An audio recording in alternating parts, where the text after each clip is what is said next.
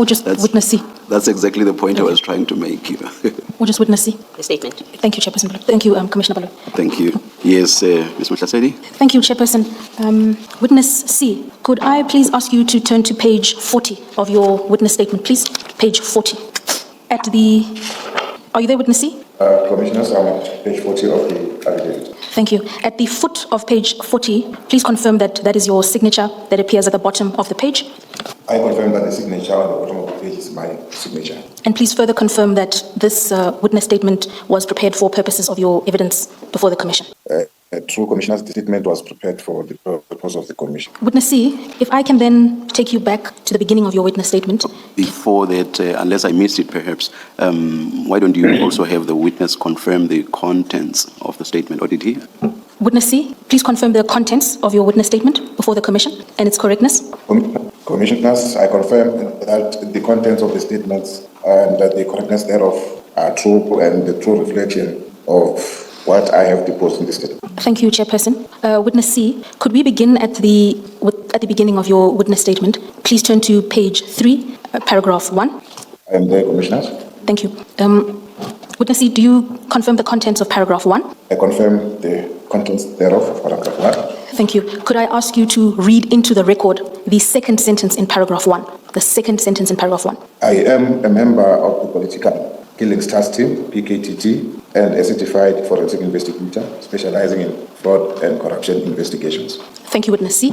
The contents of that paragraph will become important as we work through your evidence this morning. Please then turn to the contents of paragraph 4. Do you confirm the correctness of your background and service history? I confirm, Commissioners. Thank you. Commissioners, that brings us to paragraph 9 of the witness statement. I would simply, at this stage, ask the commissioners to take notice of the contents of page 9, of paragraph 9. They set out the 5 themes that witness C will address in the course of his testimony, so we might just refer back to that. Can I ask that paragraph 6, line 2, be read into the record, unless you advise that there's a particular reason why it should not? I think it may also become relevant later on. There is no challenge with that.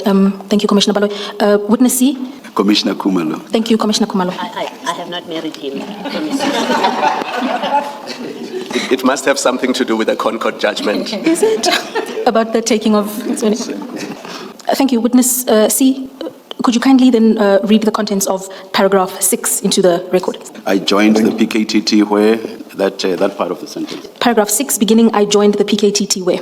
In 2020, I joined the PKTT where I conducted organized investigations into the contract killings of politicians and office bearers, University of Fort Hare staff members, and several high-profile persons in Gauteng province. If I'm not mistaken, I think you left out crime, organized crime investigations. Yes, Ms. Matlala.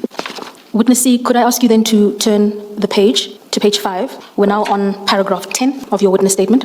I am there, Commissioners. Thank you, Witness C. In paragraph 10, you refer to the relevant SAPS dockets that you will refer to in the course of your evidence. In order to properly situate the Commission, could I ask that you state the CAS number of the respective docket and give a high-level summary of the main dockets highlighted in bold for the Commission? Could we start with paragraph 10.1? Thank you, Commissioners. Upon joining the operations in Gauteng, I was assigned with Erasmia CAS 104 of 11/2024, which this case was a kidnapping case of Mrs. Ngobile Dikale and her son, who were abducted at Copperleaf in Centurion. Furthermore, I was also assigned with Shadrack case 315 of 11/2024, which is a case pertaining the kidnapping of Mr. Jerry Boshoga, a businessman at Centurion. And there had been a ransom demand of 25 million in Bitcoin. I joined the team in investigating a case which is Feroz Khan 274 of 4/2024, which is the murder of Mr. Swart Armand, a QTech employee who was assassinated in Feroz. Further to this, I joined the team in investigating Centurion case 436 of 10/2023, which is an attempted murder case involving Ms. Tebu Hotobejane, Anele Malinga, and Kumbulani Ngube. Thank you, Witness C. Witness C, you can then turn over the page to page 7. The page begins with a heading titled My Role in the PKTT. With reference to paragraph 11 on page 7, please inform the Commission when exactly you joined the PKTT and what was your title within the entity. Thank you, Commissioners. On the 5th of May 2020, I joined the PKTT in KZN as an investigator, and I worked under the command of Lieutenant General Kumalo. And since then, I was doing politically related matters in KZN. And in 2023, I was deployed to Eastern Cape to do investigations on the matters and fraud and corruption cases at UFH. UFH in full being? University of Fort Hare, Commissioners. Witness C, if we can then go to paragraph 13, could you briefly tell the Commission the different entities that you worked with during your work with the PKTT?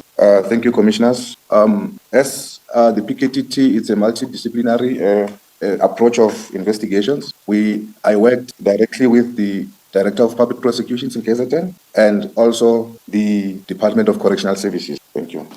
And what would be the involvement of the Department of Correctional Services? Thank you, Commissioners. The involvement with the Department of Correctional Services, it is where we detain or incarcerate our suspects, and from time to time we will be in communication with them as needs arises. Some of the times we will have to go to conduct investigations within the Department of Correctional Services. I was asking specifically because you refer that they would also assist with witness protection. You do confirm that? Yes, Commissioners. When we have the already sentenced prisoners, they will facilitate the transportation and protection of those prisoners thereof. And also, should we require a prisoner to be transferred to a specific prison, then they will do the facilitation. Thank you, Chairperson. Witness C, with reference to paragraph 14 and 15, please tell the Commission where you were based at the time that you were investigating the University of Fort Hare cases. Once I was visiting, I was at a tech job. I'm afraid of naming the tech job itself, but then the tech job that I was reporting to, it was reporting to the MAJOC, which is the Mission Area Joint Operational Center, and the tech job is an operational, tactical joint operational center. Then in 2023, then I was deployed to Eastern Cape, whereby I joined the Alice TAC job, which was investigating the matters of University of Fort Hare. Thank you, Commissioner. Thank you, Witness C. If you can then turn the page over to page 8, we have a heading just at the top of the page titled My Deployment to Gauteng Counterintelligence Operations. Witness C, with reference to paragraph 16, please confirm your deployment to GCI and inform the Commission as to when this took place. Thank you, Commissioners. On the 2nd of December 2024, I was redeployed from PKTT to Gauteng Counterintelligence Operations Team, GCI Ops, for the new taskings in Gauteng. Thank you. And Witness C, with reference to paragraph 17 and 18, please describe in your own words for the Commission the events of your first day as after being deployed to GCI. Thank you, Commissioners. On the 2nd of December 2024, upon my joining the GCI Ops, I was introduced to two detectives by my commanders, the two detectives who are Witness A and Witness B, and the combat members and the rest of the other members that were at the track job. On that day, I also received a briefing about pertaining Feroz case 275 of 4/2024, and which was going hand in hand, or which had parallel cases, being clip refer 77 of 4/2024, probably 149 of 4/2024, and Sunnyside case 286 of 1/2024. Sorry. Witness C, when you were deployed to join GCI Ops in December 2024, were you told what the reason for your deployment to Gauteng was? I was informed that I am going to assist the GCI Ops with their investigations, not specifically as to which cases am I going to be investigating there, but only to be informed that I will be doing investigations. And did you remain a member of the PKTT while you were deployed at GCI Ops, or did you become a member of GCI Ops? How did the deployment work? Once I am a member of a station that I cannot preempt right now, and I am on detached duties whereby I was deployed to PKTT and became a member of PKTT. Now I'm deployed to GCI Ops, and I am now a member of GCI Ops. Thank you, Commissioner.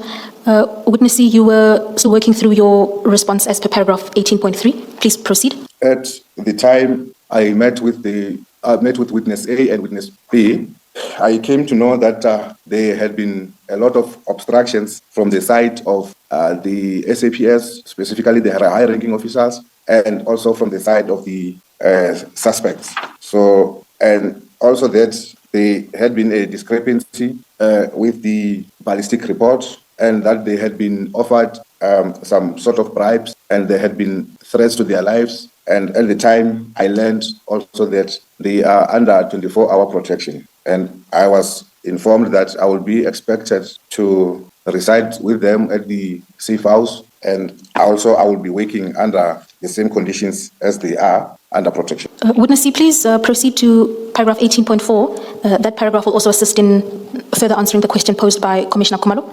Thank you, Commissioners. I was also told that with the challenges that were ongoing, and that the members that I knew that were deployed with me to GCI Ops, and that we will also be residing together with the witness A and witness B, and that we will be provided with support from other law enforcement agencies that will be outside of Gauteng, as the obstructions were mainly from Gauteng. So therefore, assistance from outside Gauteng will be required from us. Thank you, Witness C. Witness C, having testified to the Commission that you were deployed to GCI Ops, please inform the Commission whether the dockets you are investigating post the 2nd of December 2024 are GCI Ops dockets or PKTT dockets. The dockets that I am currently investigating are GCI Ops dockets. And before I joined the GCI Ops, I was investigating the dockets that belonged to PKTT, which is Political Killings Task Team. Thank you, Witness C. My last question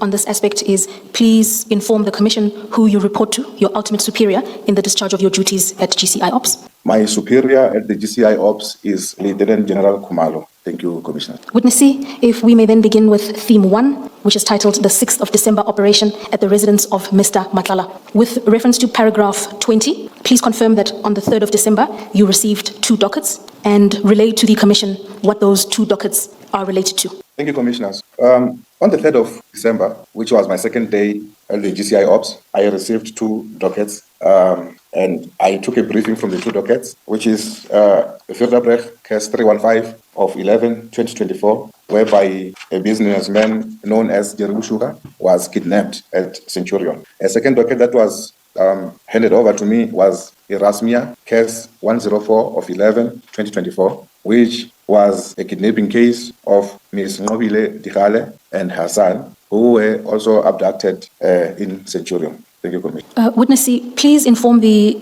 Commission the circumstances under which the GCI Ops became involved in the investigation of these 2 kidnappings, and then also inform the Commission what were the underlying reasons that motivated the operation at Mr. Matlala's residence. Thank you, Commissioners.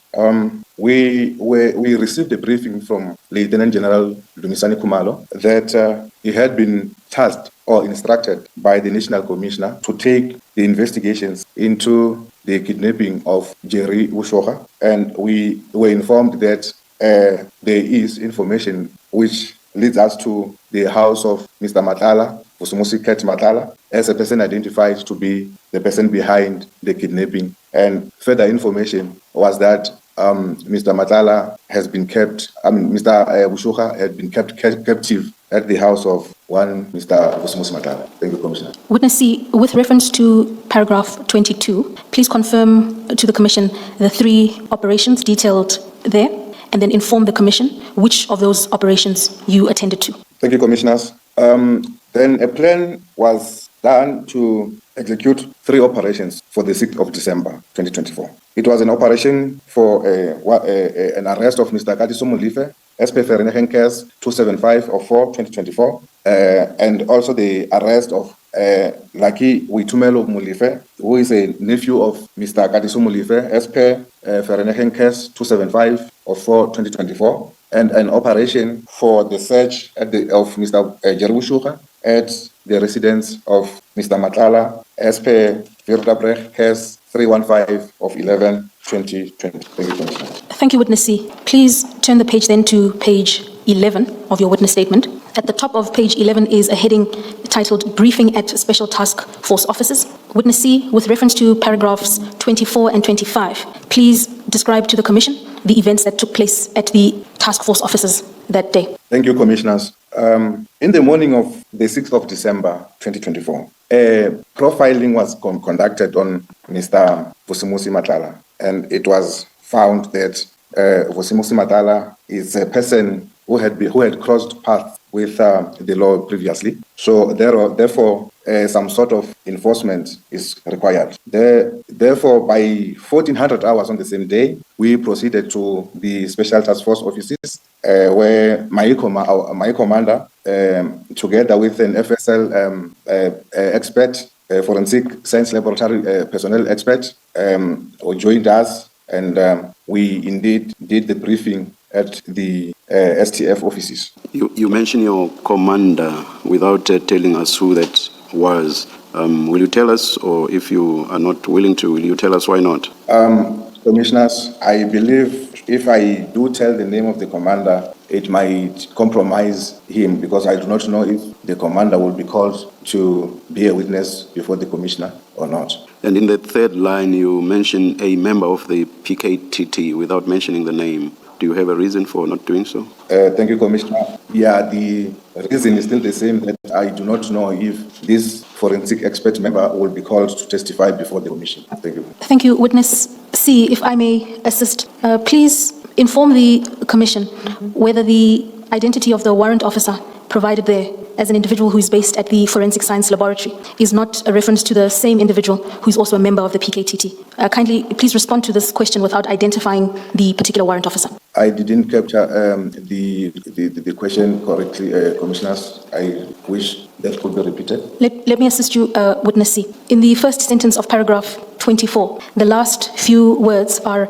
and a member of the PKTT. Please explain to the Commission whether that reference, and a member of the PKTT, is a reference to the warrant officer or is a reference to another individual who joined you and the commander at the STF offices. Thank you, Commissioners. Yeah, it is the same forensic expert who is also a member of the PKT. Thank you, Witness C. Please proceed to describe the events of the afternoon of the 6th to the Commission. Thank you, Commissioners. After the briefing was done at the STF offices, around 1700 hours, we then left the STF offices and we drove with about 20 combat members to the residence of Mr. Vusimuzi Matlala here in Pretoria. And whereupon arrival, the combat members entered the premises and made it sure that the premise is safe for us to proceed, with which when we entered the premises of Mr. Matlala,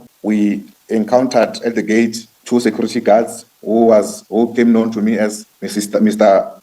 Koza and Mr. Mukwana. And then, as the combat members had already neutralized the venue, then they led me into the house of Mr. Matlala. Witness C, what does neutralize mean? Thank you, Commissioners. Neutralizing, it means that the combat members, they have secured that all the people who were within the premises are not in possession of firearm or any dangerous weapon. It sounds like it has negative connotations, Witness C. Yes, Ms. Mutlasedi? Thank you.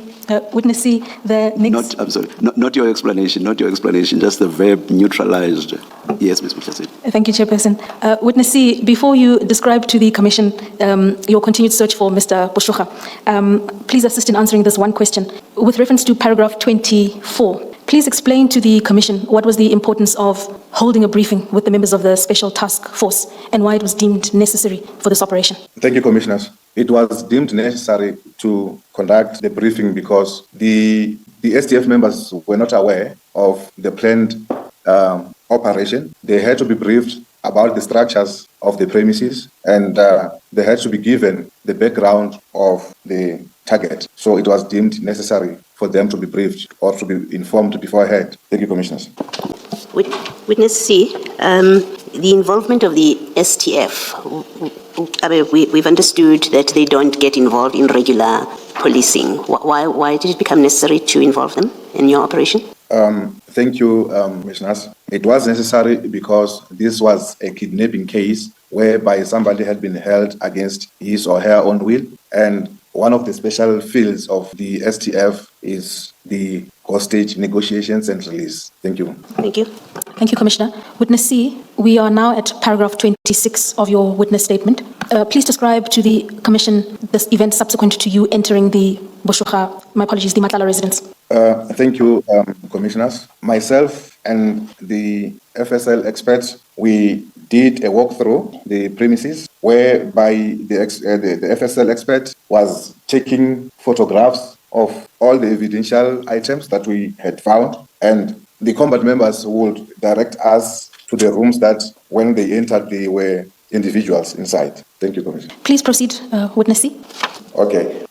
Thank you. At the first room, we have found one person who became known to me as a Malawian national, Mr. Yusufu Mutupanyama, in one of the rooms in the main house. He indicated to us that he is a general worker at the premises. And when asked, who are you with in the premises, he just mentioned that my boss is not here, with which I understood that by him saying that my boss is not here, he was referring to the owner of the house, Mr. Vusimuzi Matlala. We then conducted a search in the room of Mr. Yusufu Mtupanyama, wherein Mr. Jerry Boshoga was not in that room, but there was a white sheet that was very distinctive because it had torn edges and sides, and it was manually tied to the window as a curtain. And that white sheet, it is distinctive because when one of the videos for the ransom that was sent to the family of Jerry Boshoga, we could say that the sheet resembles the same as that on the video, Commissioners. Did that lead you to believe that Mr. Boshoga may have been in those premises? That is correct, Commissioners. It gave me hope as it was the first room that we might find Mr. Boshoga in one of the rooms. Witness C. Witness C, just to be sure that we understand, you say the distinctive features that looked very similar and that made the sheet, that white sheet, look very similar to the one in the ransom videos. What were those distinctive features? Thank you, Commissioners. The sheet had uneven edges. You can tell that a scissor was not used to cut the sheet, but it was torn apart it was teared off with hands, and it was just a white, clean sheet. And to me, it became very odd to find that sheet hanged or manually tied to the window in that house. Thank you. Thank you. Witness C, you used the word odd to describe the manner in which the sheet was tied. Well, please explain why you would describe that using that word. Thank you, Commissioner. I also can tell that when I say the house of Mr. Matlala, it is like an understatement. I was supposed to be saying the mansion of Mr. Matlala, with which I expected to see a proper curtain on that window of the room of Mr. Yusufu Mtupanyama. Thank you. Thank you, Witness C. With reference to paragraph 29, did you question Mr. Yusufu on the sheet, and what was the response you received from him, if any? Thank you, Commissioners. I had asked Mr. Yusufu as to where did he get the sheet, and he indicated that he was given by his boss. And though he never told us as to when was it given to him, Commissioners, and I further asked him if as to where was Mr. Boshoga, and his response was that he doesn't know where Mr. Boshoga was. Thank you, Commissioner. In your statement, you say that he replied that he did not know him. I understand that not to refer to the whereabouts, but to mean that he just did not know who Mr. Boshoga was. That is correct, Commissioners. He indicated that he doesn't know Mr. Boshoga, and he doesn't know where Mr. Boshoga might be. Thank you. Thank you, Witness C. We are now at paragraph 30 of your witness statement on page 12. In paragraph 30, you mentioned that you were called by a member of the team. Please relay to the Commission what happened thereafter. Thank you, Commissioners. One combat member came to me and indicated that there are some cottages on the outside where I should head to, as there are individuals in those cottages. So I requested one member of the combat team to remain with Mr. Yusufu, and I proceeded to the cottages. Whereupon arrival at the cottages, I have found two adult males, African males, who then became known to me as Mr. Mzimela and Mr. Mtetwa. I asked them as to what they were doing there, and they informed me that they work for VIP Security, further informing me that the security company they're working for belonged to Mr. Vusimuzi Matlala. Whilst I was still speaking with them, I saw 2 pistols that were on the bed. Under the pillow, I could still see, even though they were under the pillows, and there were also 2 rifles that were propped against the wall in the same room. Then I asked them as to who the firearms belonged to, and they indicated that they were Cat VIP Security Company firearms, and they had been permitted to be in possession of those firearms. I then asked for the permits for the firearms, the 4 firearms, and when I checked at the permits of the firearms, the serial numbers... Before you continue, from what you say here, that is in paragraph 32, and what you say later, it seems to me that there's a difference between a firearm license and the permit or permits that you refer to later. Can you please tell us what a permit is? A permit means that it will be a firearm that belongs to a company, and a certain individual with competencies to carry such firearm can be permitted to use or to be in possession of that specific firearm whilst the person is on duty. So the holder of the firearm license is the company, and then permits get issued to individuals who are to be in possession of the firearms, getting possession from the company. That's correct, Commissioners. Please proceed, Witness C. You were taking the commission through paragraph 33. Thank you, Commissioners. Then the 2 security officials handed me the permits. I then checked the permits and I found that they indeed correspond with the serial numbers on the permits correspond with the serial numbers of the firearms. But on the permit, I noticed some sort of irregularities on the permit because the signature on the permits were pre-signed, or I could say that they were digitally signed, which means that any person can just write in the serial numbers of the firearms and will say that the firearm were indeed handed over by the responsible person of the company. And furthermore, I requested the 2 security guards to show me the safe, and they indicated that they didn't have a safe in the room where they could have placed those firearms. And I found that to be in contravention of the Firearm Control Act. Thank you, Witness C. With reference to paragraph 33, my apologies, based on your experience having worked with firearms, is it your evidence this morning that the Firearms Controls Act does not permit permits that are digitally signed? Correct, Commissioners. The Firearm Control Act doesn't allow the pre-signed permits because the person who hands over the permit or who issues the permit to a security personnel must sign in the presence of that security personnel and as he or she is handing over the firearm to that security personnel. And therefore, in light of the irregularities that you identified in paragraph 33, what steps then did you take in respect of the 4 firearms? I requested the forensic experts to package the firearms as I have indicated to them that I will be seizing them. And indeed, they were packaged and seized. Therefore, I continued with the search of Mr. Jerry Boshoga, and unfortunately, I didn't find him.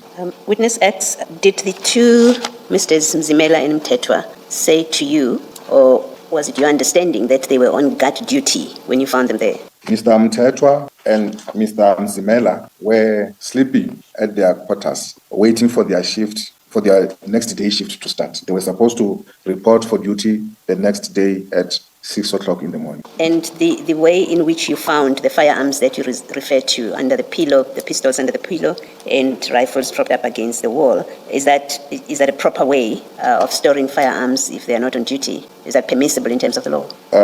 Thank you, Commissioners. According to the law, the firearm must either be stored in the safe, prescribed safe, or the firearm must only be on you, with you having full control of that firearm. Any proper manner, the Commission. Thank you. And therefore, Witness C, the manner in which the 4 firearms were propped up against the wall and under a pillow is, in your evidence, a contravention of the Firearms Control Act. That's correct, Commissioner. Thank you, Witness C. We can then turn the page to page 14. We're now at paragraph 35. So please inform the Commission what happened after you had searched the cottage of Mr. Mtetwa and established that Mr. Boshoga was not there. Thank you, Commissioners. After conducting the search at the cottage where Mr. Mteto and Zimela were, then I made my way back to the main house in order to carry on with interviewing Mr. Yusufu. When I asked Mr. Yusufu as to if there are any other cottages that maybe he could lead me to. He took me to another cottage, which he told me that it is a house where Mr. Nkosi Baloi, a brother to Mr. Matlala's wife, resides. Upon arrival at that room, at that cottage, there was no. And upon gaining access, I searched for Mr. Boshoga, and unfortunately, Mr. Boshoga was not in that room. Thank you, Witness C. Would it then be a correct summary of your evidence to say that at that point you had conducted a search on the room where you found Mr. Yusufu, you had conducted a search in the cottage where you found the two guards, and you had further conducted a search of the room of Mr. Nkosnati Baloi, and in all three of those cottages, you were unable to find Mr. Boshoga? Is that a fair summary of your evidence?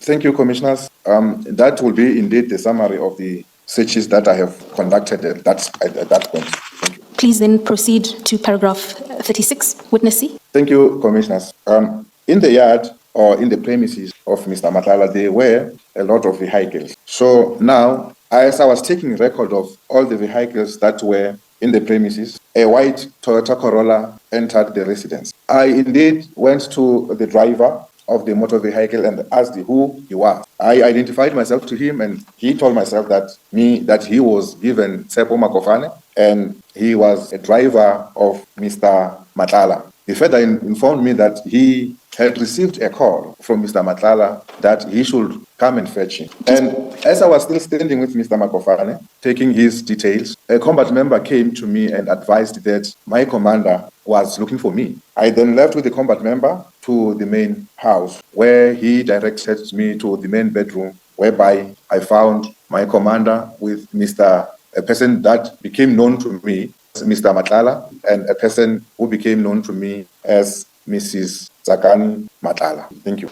Witness C, where you refer to a combat member, can you just remind us, is that a particular unit or combat? I think you've referred to combat team. Is that a particular unit, and what is that unit?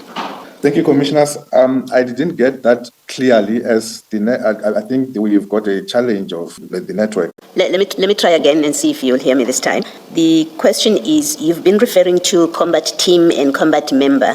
If you would just explain, what is that team? What unit is that? Thank you, Commissioners. When I refer to combat members, I'm not referring specifically to a unit, Commissioners. When I say combat members, I'm referring to the members of either they will be STF members or NIU members or TRT members. Thank you. Thank you. Thank you, Witness C. Before you proceed with the next subheading, which is your interview with Mr. Matlala, please inform the Commission whether Mr. Given Makofane informed you when approximately he had received a call from Mr. Matlala. Thank you, Commissioners. Mr. Makofane indicated that he had received a call just some few minutes after 1700 hours. And that will be the time that we were leaving the STF offices. Thank you. Sorry, Witness C, there's just something that is not clear to me. Throughout your search of the house and the two cottages, was Mr. Matlala there, or did you first encounter him later in the day when I believe you said he was fetched by his driver, or he had called his driver to come and get him? Where was Mr. Matlala when you were searching the premises and the two cottages? Thank you, Commissioners. At this time and point, I haven't encountered Mr. Matlala as yet. Mr. Matlala was only encountered when I had left Mr. Makofane, as I was called by the combat member, who led me to the main bedroom, whereby I now found Mr. Matlala, Mrs. Matlala, and my commander. Thank you. Thank you, Witness C. Please, picking up from paragraph 38, please then describe to the Commission your subsequent discussion with Mr. Matlala. Thank you, Commissioners. Upon my entry at into the main bedroom of Mr. Matlala, there was Mr. Matlala, my commander, and Mrs. Matlala, and there was also a combat member who was standing. I then performed a search. Before that, Mr. Matlala requested that his wife be excused from the room, and indeed she was allowed to go outside. And then thereafter, I conducted a search in the bedroom, and as I searched for Mr. Boshoga, I couldn't find him. And then I also asked Mr. Matlala if he had any weapon, and he showed me a 9mm pistol that was placed on his pedestal. I then asked Mr. Matlala as to why was his firearm lying there, just exposed as it was, and why was the firearm not in the safe? Did you establish if it was a licensed firearm, witness C? Thank you, Commissioners. I did request him to show me his firearm license, and indeed he produced his firearm license. And when I checked the firearm license, and the firearm, the serial number corresponds with that on the license. So I asked him where was his safe. He indicated that he's got the safe within the house, and I asked him to point me as to where the safe is, but unfortunately he couldn't. And I told him that since, well, the firearm was not stored in a proper manner, then I will resolve to seize the firearm to conduct investigations on the firearm. When you say he attempted to point out a safe to me but was unsuccessful, what does it mean? Is it the same thing as saying there was no safe in the room? There was no safe in the room, Commissioner. Thank you. Thank you, Witness C. Please then proceed to the last 3 sentences in paragraph 38. Please continue. Thank you, Commissioners.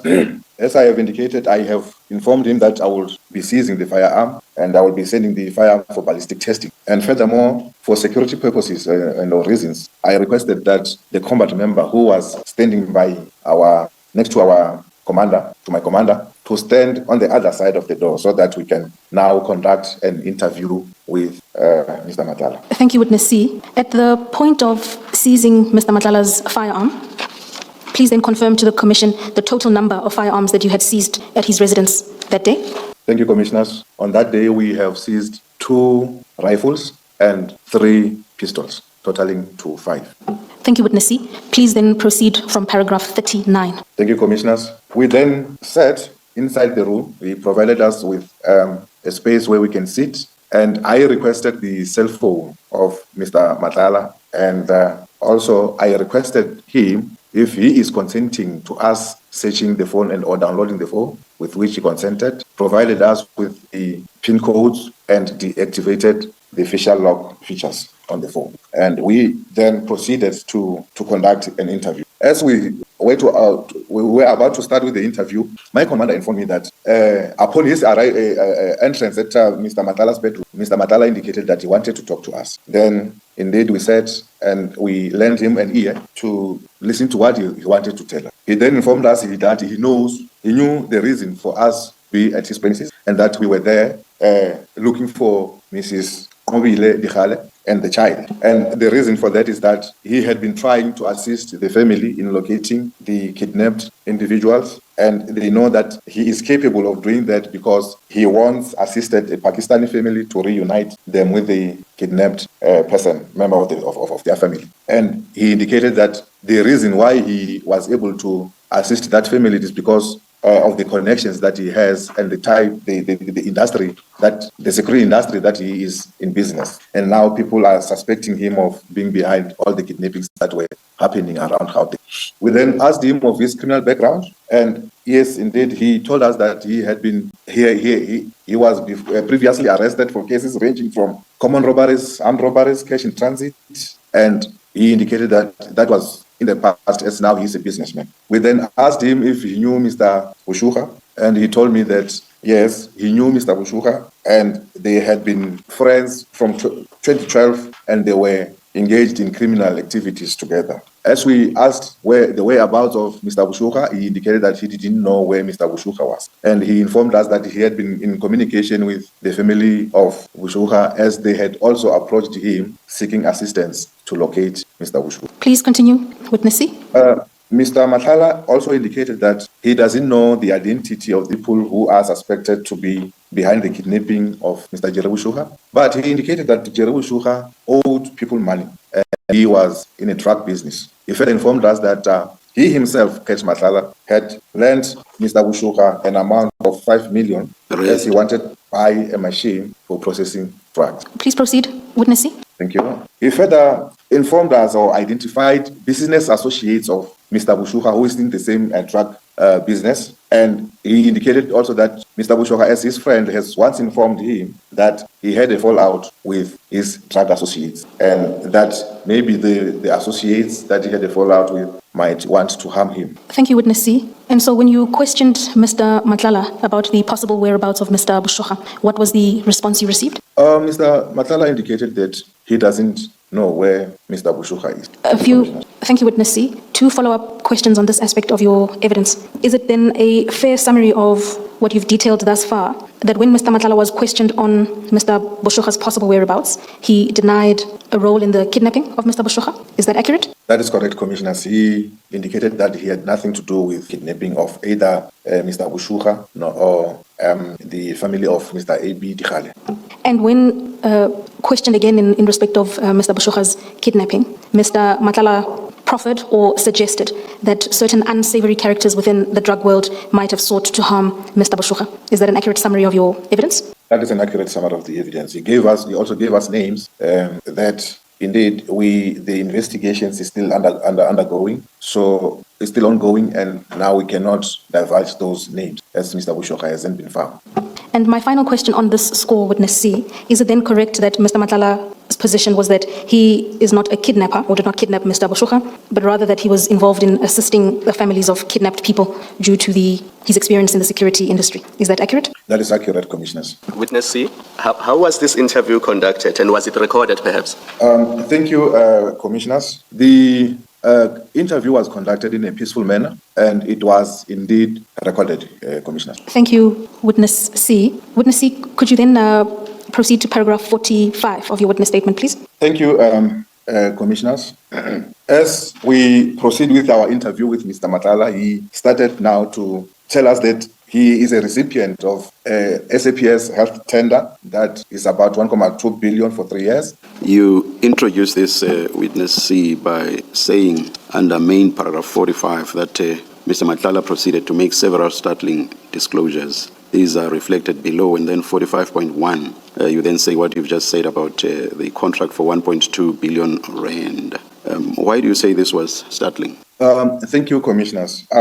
We never asked Mr. Matlala as to whether he had a tender with the SAPS or not. And as we go further, as you will see, he started name dropping of senior police officials. And while I'm saying startling, maybe I would also say that I'm of an opinion that he said that and dropped the names of senior police officials in order maybe to intimidate us that he is connected to high-ranking officials of the SAP. Thank you. I did not mean to derail you. Then you may go on itemizing what you say was startling. Thank you, Commissioners.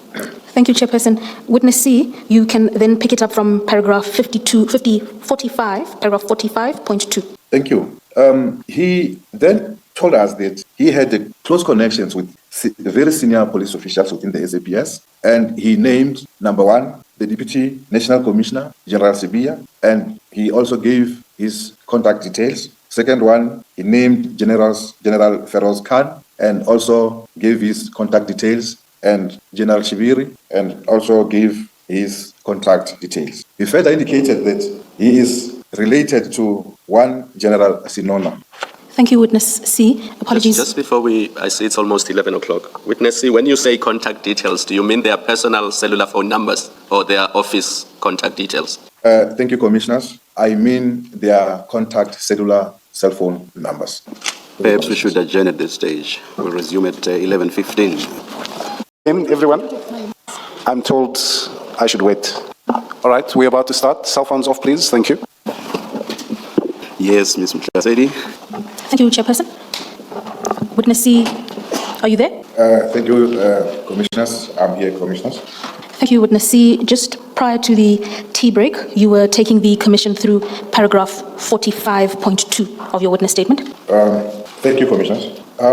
Yes, as we continued in interviewing Mr. Matlala, he indicated that General Sinona and General Sibiya had assisted him in securing the SAPS tender, the one that he said is 1.2 billion 3 years. And in respect of General Khan, he indicated that he owned a penthouse at Mainland Main, Pretoria, whereby General Khan would at times or regularly utilize his penthouse. So when we asked him as to why would General Khan utilize his penthouse, and his response was he didn't know the reasons why would the general wants to utilize his penthouse. Thank you, Witness C. Just for further clarification, could you turn back to paragraph 45.2? Yes, I'm there. Thank you. Please provide the Commission with a designation or a title for General Feroz Khan. What role does he play within the SAPS? General Khan is working at crime intelligence. And please do the same for General Shibiri. General Shibiri is working at the detection offices at the head office, working under the command of General Sibiya. And finally, General Sinona, please. I am not really sure about General Sinona, but I think he is the head of DPCI KZN. Thank you, Witness C. We're now at paragraph 45.5. Could I ask you to please read the contents of paragraph 45.5? Mr. Matlala told us that he knows where we were coming. He knew that we were coming to his house that day. He showed us on his phone the call history between him and Sgt FE Nkosi from that day. He told us that he was tipped off through two calls, one advising that we were attending a briefing at STF offices at 1407, and further call advising of our departure to Mr. Matlala's residence at 1703. Okay. Again, as a question of clarification, Witness C, do you know the title or role that Sgt FE Nkosi plays within the SAPS? Thank you, Commissioners. Since Mr. Matlala had also provided us on that day with more particulars on Mr. Nkosi, that he was as on his phone, he saved him as warrant officer. But upon further investigation into it, we have determined him as a Detective Sergeant FE Nkosi, working at the National Head Office Detection or Detective Services at the office of the Deputy National Commissioner General, Lieutenant General Sibiya. Please proceed, Witness C. Thank you. And furthermore, on that day, he indicated that he was in constant communication with the Police Minister, Mr. Senzo Mchunu, and on the very same night, he was supposed to have a meeting with Mr. Mchunu, and also indicated that there is a person who is responsible for his meeting with Mr. Mchunu, as he is not the one who arranged. So the meeting was going to be through a third party, Commissioner. Did he say who this person was, or did you ask who the person was? We asked who the person was, but he elected not to state who the person was at the time. Witness C, this Sergeant Nkosi, did you verify the telephone number that you saw on Mr. Matlala's phone, that it was indeed Mr. Sergeant Nkosi's number? Thank you, Commissioners. On his phone, we verified the cell phone number, and also he also showed us an ABSA account number that belongs to Sergeant Nkosi. Furthermore, a screenshot whereby Sergeant Nkosi did an inquiry on the SAPS system, and on that screenshot, his personal number was reflected. Further than that, we also did profiling on who this Nkosi is. That is, then now we clearly got to know who Detective Sergeant FE Nkosi. Just tell us more about the ABSA bank account, Sergeant Nkosi's bank account. What exactly are you saying about this? What were you shown about it? Thank you, Commissioners. Mr. Matlala indicated that this Sergeant Nkosi, it is his connection between him and Lieutenant General Sibiya. In most cases, he will give Sergeant Nkosi money through transfers for his personal use, and for the general, he will summon Sergeant Nkosi to come and collect the packages for general. What packages? The money packages, Commissioner. Thank you. Witness C, with reference to paragraph 45.6, towards the end of the second sentence, you indicate that the relationship and the intended meeting between Mr. Matlala and the Minister of Police were facilitated by a third-party associate to the Minister. Do you now know who that third party is? Thank you, Commissioners. Now we do know through our cell phone investigations into the downloads or mirroring of the cell phones of Mr. Vusimuzi Matlala that the third party is a person known as Mr. Vusimuzi. And just to be clear then, that at the time of the operation at Mr. Matlala's residence on the 6th, you were at that time not aware of the identity of this third party, but subsequently it came into a place of knowledge? That is Correct. At the time of the operation, we had no knowledge of who the third party was. And in actual fact, we didn't even know who Mr. Matlala was, except the profile that we had. Please proceed, witness C. Thank you. He further gave us the name of his IT specialist, a friend whom he had. He indicated that he assisted with his tuition fees, being Mr. Calvin Rafadi, and also furnished us with his personal cell phone numbers, and that he had assisted him in obtaining his educational qualifications by paying for his tuition fees, and in return, whatever IT-related needs that he would need, Calvin Rafadi will be the person to assist you. Witness C, with reference to paragraph 45.3, did Mr. Matlala share with you how General Sinona and General Sibiya assisted him in securing his tender with the SAPS? Commissioners, unfortunately, with regard to the way of securing the tender, he didn't go deeper into it as to how were they of an assistance to him. What he indicated is that after each and every payment by the SAPS, then a portion of the payment goes to General Sibiya. Thank you. Witness C, did Mr. Matlala say why he was giving you the name of Mr. Calvin Rafadi, why you needed to know that? Commissioners, as I have indicated from the onset, that he started to make startling aversions. So one would not know as to why was he giving us the names of the senior police officials, and why was he giving us the name of Calvin Rafadi as a person whom he assisted in his educational needs. And even now, one doesn't have a straight answer to that. Thank you. Thank you, witness C. Please then tell the Commission what was the ultimate outcome of the search of the Matlala residence and what steps you took thereafter with reference to paragraph 46. Thank you, Commissioners. After we completed the interview with Mr. Matlala, we did a walkthrough or a search at each and every room of the house, and unfortunately, Mr. Boshoga was not found. From there, as we had packaged the exhibits or the firearms, we then had to proceed to withdraw from the residence and proceed to the police station. Please proceed to paragraph 47, witness C. And also, I also prepared a report pertaining the operation and the items that we seized. And with from them we have taken iPhones, 3 iPhones that belong to Mr. Matlala and Mrs. Matlala, with which they also gave permission to us for downloading of the cell phones, and the 2 burner phones, which were 2 Nokias, and also the firearms, the 5 firearms, with which 4 are the ones that we seized at the cottages where Mzimela and Tetra were, and the 5th one being the personal pistol of Mr. Matlala.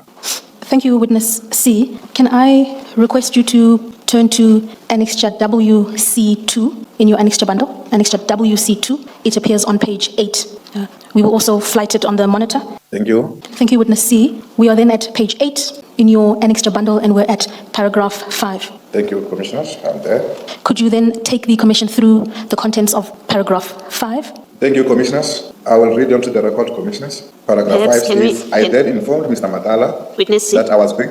Witness C, perhaps if you could just first explain what is this document. Thank you, Commissioners. This is the affidavit that I made at Brooklyn SAPS as I was registering an inquiry pertaining the firearms that I have said, Commissioner. Thank you. Thank you, witness B. Thank you, Commissioner.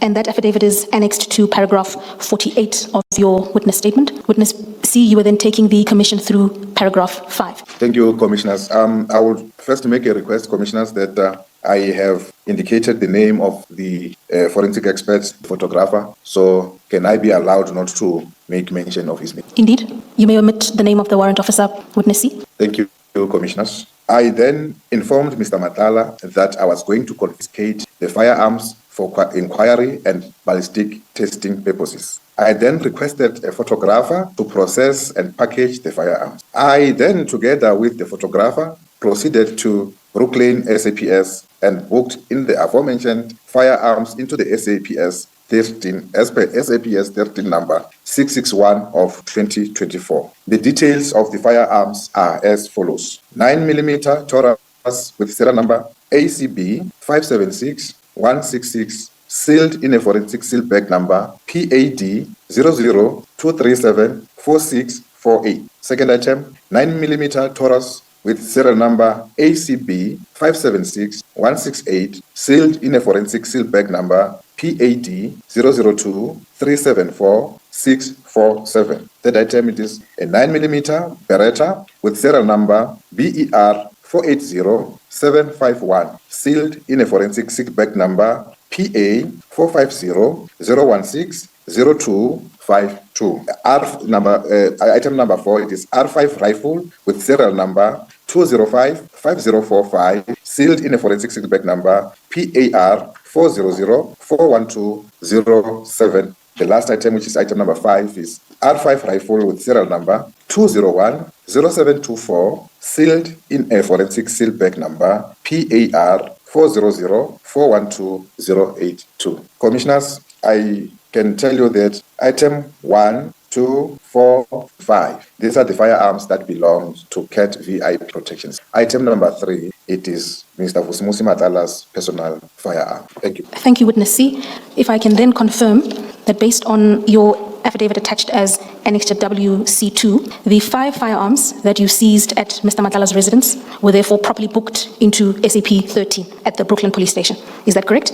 That is correct, Commissioner. Thank you, Witness C. Thank you.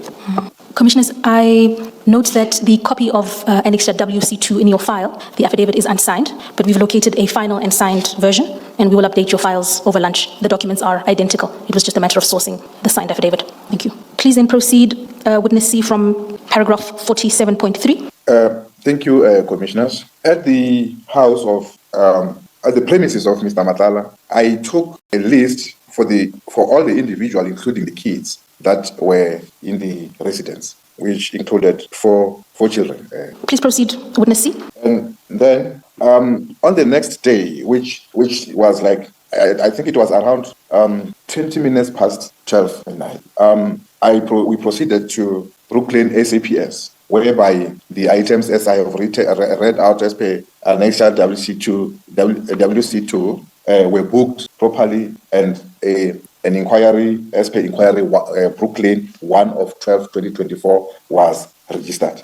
Thank you, Witness C. And in terms of paragraph 49. For what purpose were these booked, the cell phones? The cell phones were also booked in the same SAP 13 number 661 of 2024. For what purpose? For what purpose? For downloading and investigation purposes, Commissioners, as we have first acquired consent from Mr. and Mrs. Matlala for their phones to be downloaded. Thank you.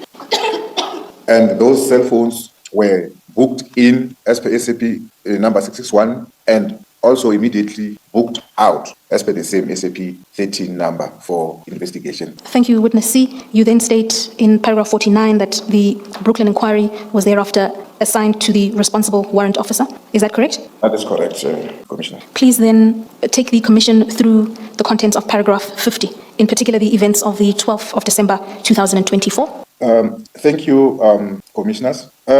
On the 8th of December, I handed the cell phones to our cybercrime experts for downloading purposes, and they were returned to me on the 11th of December 2024, and with the report that the cell phones were not downloaded or imaged, and that services of the private sector were also tried in order to download those cell phones, but they were never downloaded. Then on the 12th of December, I returned...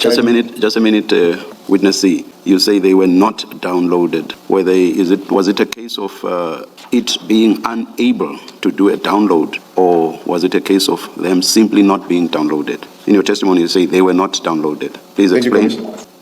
The cell phones were not downloadable, Commissioners. They were not downloadable. They were not downloadable. Is that what you mean? That is correct, Commissioners. Yeah, because when you say they were not downloaded, it suggests that they were taken there to be downloaded, but that was not done. And it's different altogether if it was a case of them not being downloadable. No, thank you, Commissioners. These phones were not downloadable, which now brought me to a conclusion that as Mr. Matlala has given us a friend, an IT specialist friend, Mr. Calvin Rafadi, who assist him in all his IT-related needs, then maybe Mr. Rafadi might have done something or tempered the cell phones so that they cannot be downloadable. Can you please make me understand this?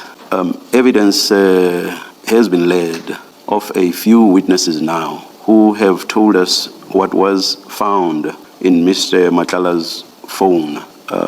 How was access gained to that? Was that something other than what you sought to download? And if it was something else, how was that obtained? Thank you, Commissioners. I thought we were still coming to that point, but Commissioners, I will put the Commission at ease to say that these particular phones that we are talking about, they were returned to Mr. Matlala on the 12th of December 2024. Fast forward, we arrested Mr. Matlala on the 14th of May 2025, and his phones were confiscated, and he consented to the search on the cell phones or downloading on the cell phone.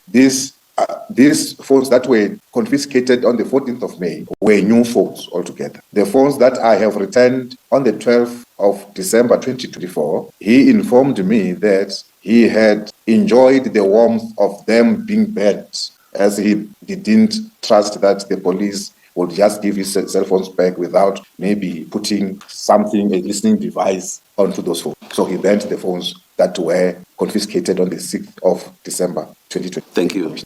Thank you, Witness C. Then, to clarify the exchange between you and the chairperson, please confirm that 2 sets of cell phones were then taken from Mr. and Mrs. Matlala. The first on the 6th of December from the operation at their house, and the second culminating from his arrest in May of this year.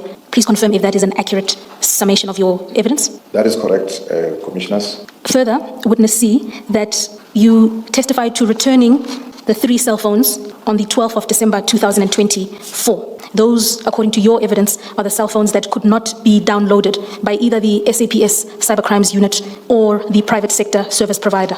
Is that an accurate reflection of your evidence? That is an accurate reflection of my evidence, Commissioners, that the cell phones that were confiscated or seized on the 6th of December 2024 were taken to Cybercrimes Unit, and they were not downloadable, and also the services of the private sector, where they also failed to download those cell phones as they were undownloadable. Thank you, Witness C. And then perhaps for completion, is it an accurate reflection of your evidence that upon the arrest of Mr. Matlala in May of 2025, he informed the arresting officers that he burnt the cell phones that you returned to his house on the 12th of December? Is that accurate? That is very accurate, Commissioners, that he didn't trust the police, and therefore he thought the police might have packed his phones. So indeed, he alluded that he had burnt the 3 iPhones.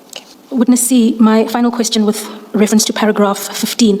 Your evidence has been that these 3 iPhones were incapable of being downloaded. In your years of experience as a detective, have you ever come across such a situation where cell phones are incapable of being downloaded by both the SAPS as well as private sector service providers?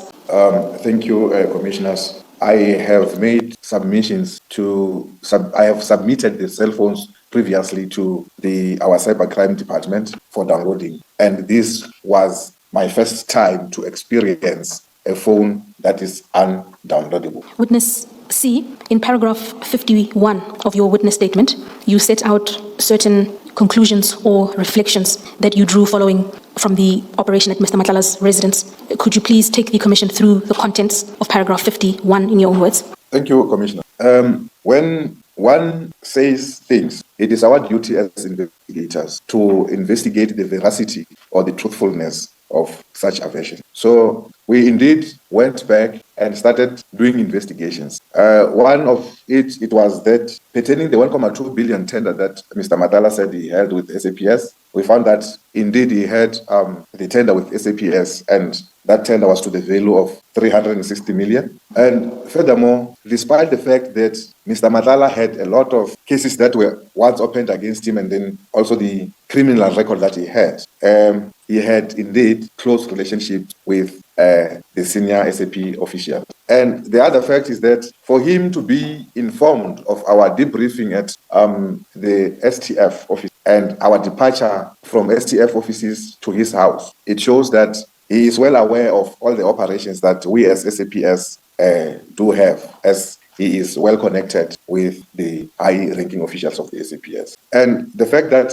Mr. Given Makofane came a few minutes after our arrival, my conclusion is that by the time that Mr. Matlala was informed of our briefing that we were coming to his we were doing a briefing at the STF offices. That gave him ample time to move Mr. Boshoga, as we were of a full belief that Mr. Boshoga was there, was held at Mr. Matlala's house. And the arrival of Given Makofane was coming there to fetch Mr. Matlala to avoid being questioned or interviewed by them. Furthermore, the fact General Worker Mr. Yusufu Tupanyama, when we asked of his boss and he indicated that his boss was not there, it is my belief that Mr. Matlala had already informed his general worker that he was leaving. So it was his belief that the boss had already left the house. Thank you, Witness C. Witness C, that concludes your evidence insofar as it relates to the operation at the Matlala residence. Unless there's an additional observation you would like to make, I would then invite us to turn to page 20 of your witness statement. Page 20, please. Thank you. I have turned to page 20 of my witness statement. Thank you. Witness C, commencing at paragraph 52, please confirm to the Commission the date on which Mr. Katiso Molefe was arrested and who his co-accused are. Ms. Mutasedi, with regard to theme 1, you actually read the theme into the record in full. You don't want to do the same? Thank you for the guidance, Chairperson. Yeah. Witness C, theme 2 begins on page 20. It is titled The 12th of December 2024 Raid on the Prison Cell of Mr. Katiso Molefe. I will repeat the question to you, Witness C. Please turn to paragraph 52 and inform the Commission when Mr. Molefe was arrested and who his co-accused are in respect of the relevant CAS number. Thank you, Commissioners. On the 6th December 2024, the GCI Ops, we conducted parallel operations, one being the search of Mr. Boshoga at Mr. Matlala's house, another one, execution of J50 warrant of arrest on Mr. Katiso Molefe at Sandhurst, and another being the execution of a J50 warrant of arrest of Mr. Laki Buitumelo at Vetport Place. So on this parallel operation... Please continue, Witness C. And he was charged as a suspect number 4. Witness C. Witness C. Please repeat a few sentences back. I think we lost you for a short moment. Please repeat your answer. Thank you.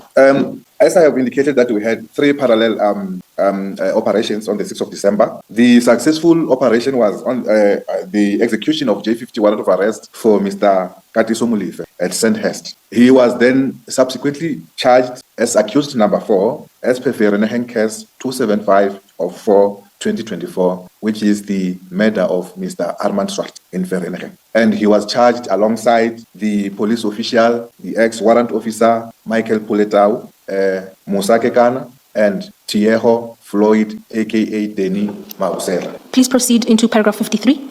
So after our operations at the residence of Mr. Matlala, then I joined the team, the GCI Ops team, in the case whereby now we were officially charging Mr. Katiso Molefe and also continued searching for Mr. Laki Buitumelo Molefe. Then Mr. Molefe then appeared for his first appearance on the 9th of December at Vereeniging Court, and he was remanded in custody and was incarcerated at Groenpunt Correctional Facility. On the 12th of December, I received an intel that Katiso was in possession of a cell phone whilst he is incarcerated. I then proceeded to Groenpunt Correctional Facility, whereby a search to his cell was conducted. In his cell, we didn't find any contraband and or a cell phone. Instead, we found him in possession of his notice of rights, as they were handed over to him upon his arrest, with the cell phone numbers that he had written on the back, and the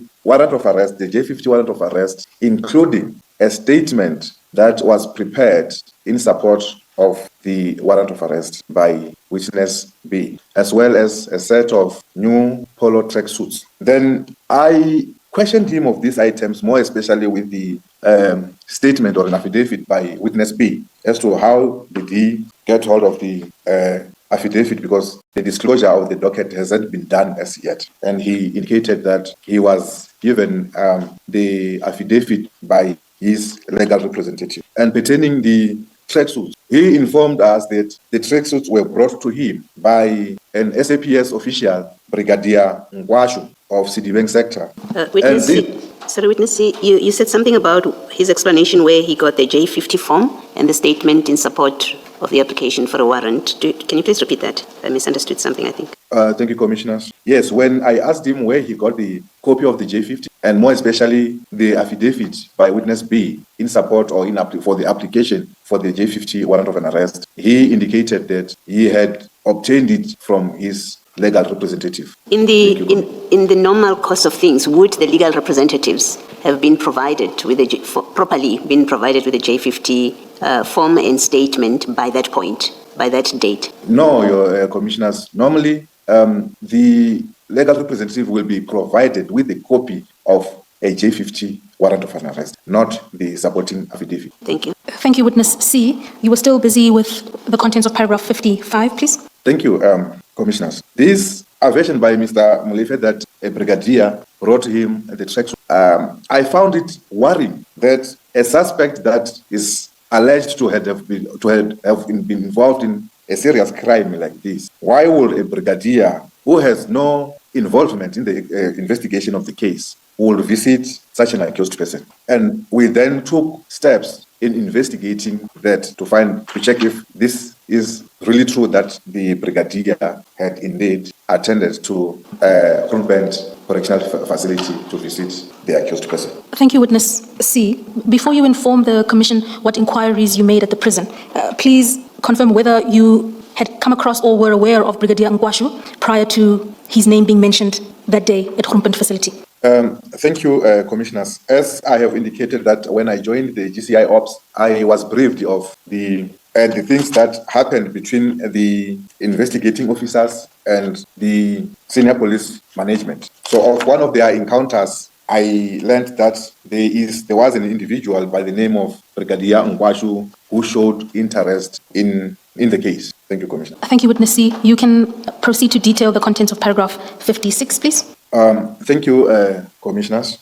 Yes, inquiries were made at the prison, Kroonbent, and we were informed that indeed on the 9th of December 2024, a person who became known to them or who introduced himself as Brigadier Ngwashu and a brother-in-law of Mr. Katiso Molefe came to the prison and he was in possession of food and clothing. And upon his arrival, he indicated that his brother-in-law, Mr. Katiso Molefe, was arrested at the airport and therefore he was never afforded an opportunity to get items like clothes, toiletry stuff. So therefore, he would want to see the incarcerated person who is Mr. Katiso Molefe. So it is said that Brigadier Ngwashu was advised that his visit at the correctional facility, it was after normal working hours. Therefore, he will not be able to see his brother-in-law, Mr. Katiso Molefe. And by that, then the prison officials can only take the clothes as food is not allowed into the prison facility. Furthermore, the officials of the prison, they indicated that they found it very worrying that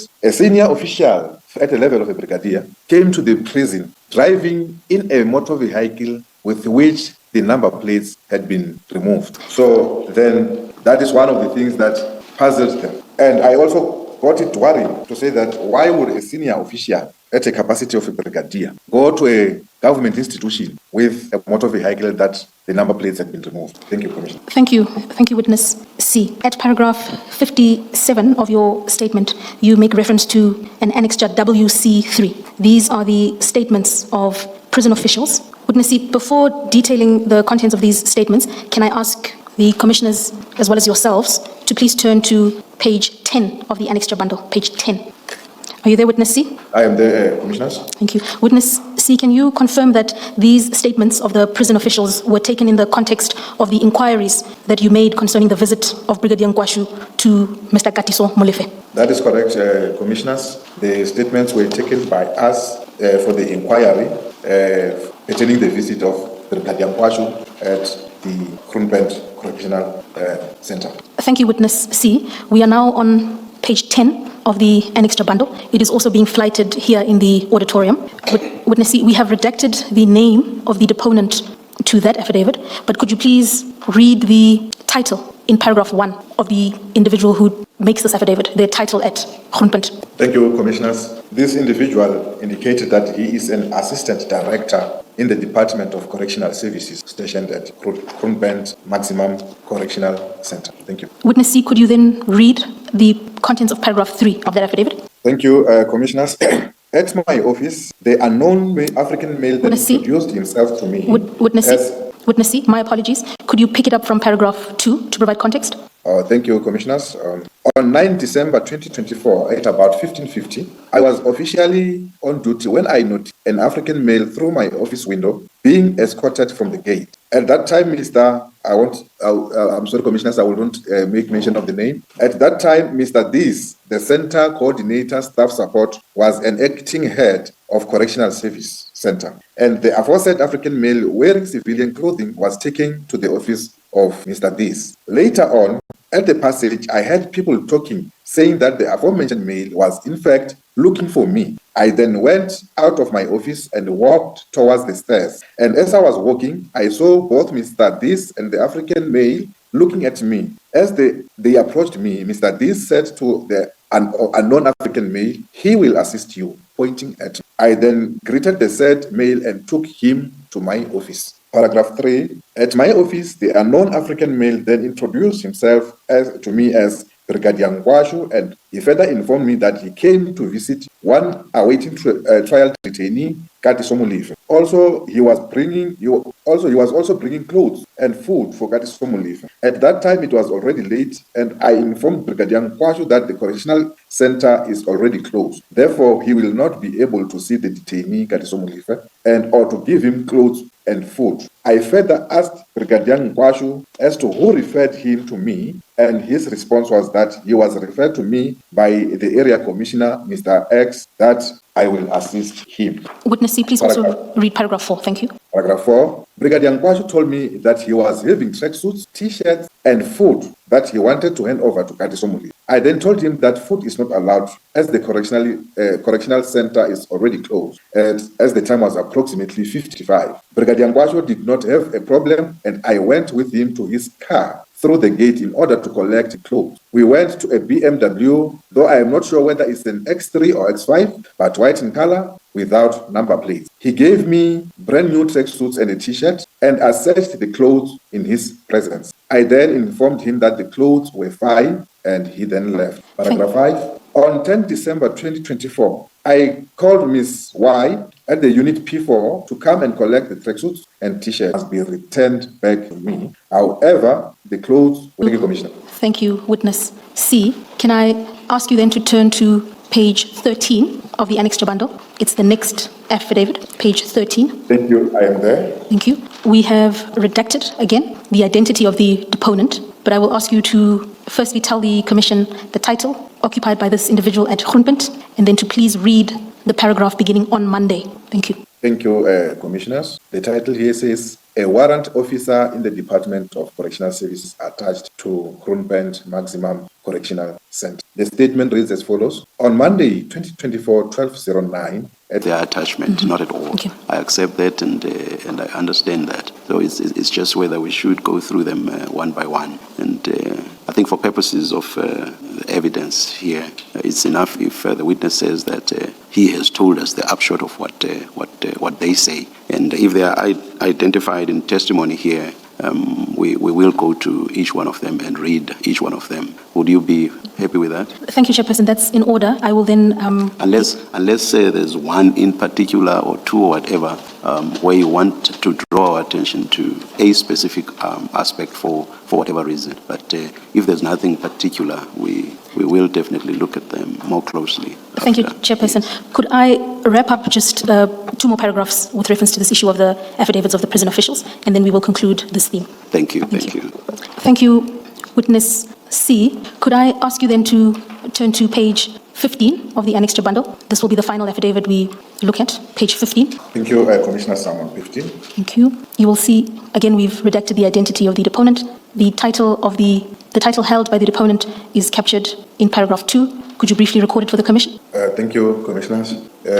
Area Commissioner by the Department of Correctional Services. Thank you. Correctional Center. Thank you, Witness C. In an attempt to be brief, I will then draw your attention to paragraph 4 of that affidavit.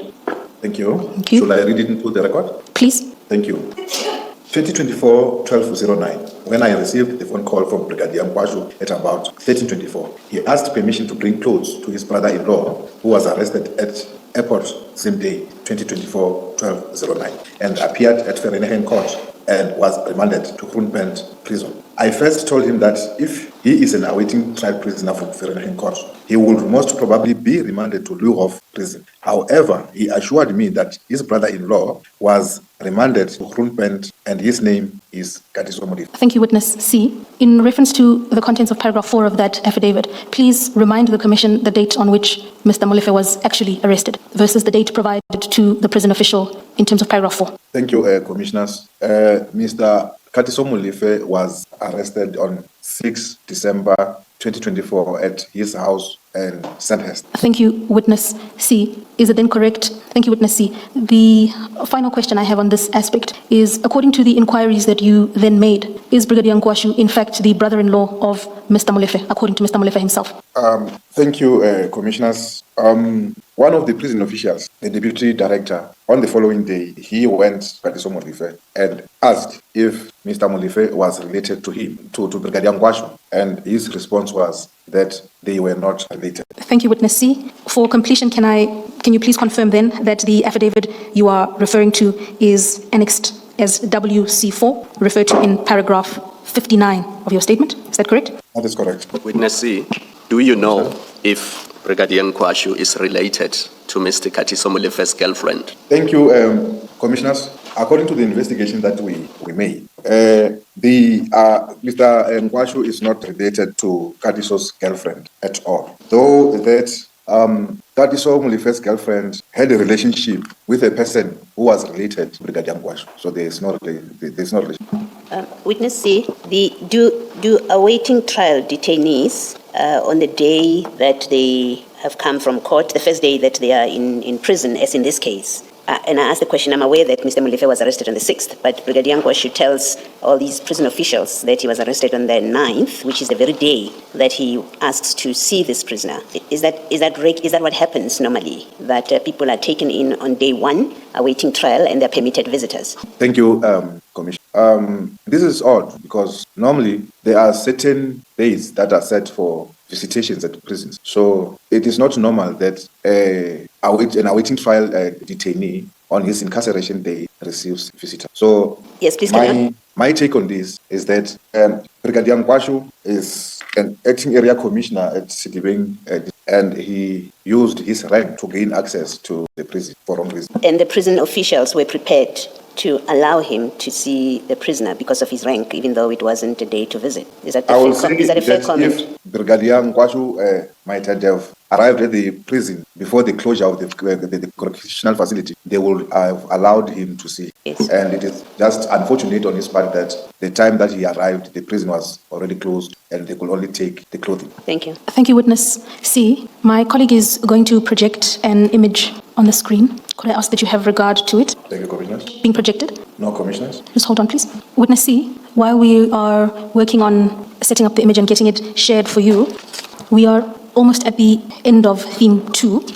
I would then ask you to turn to, thank you, Witness C. We've got the image up on our side. Please confirm that it's clear and visible on your side. Thank you, Commissioners. Thank you, Witness. The page is very clear on my side. Thank you, Witness C. Are you familiar with this image, and are you able to inform the Commission about the source of this image in light of the inquiries that you took? Thank you, Commissioners.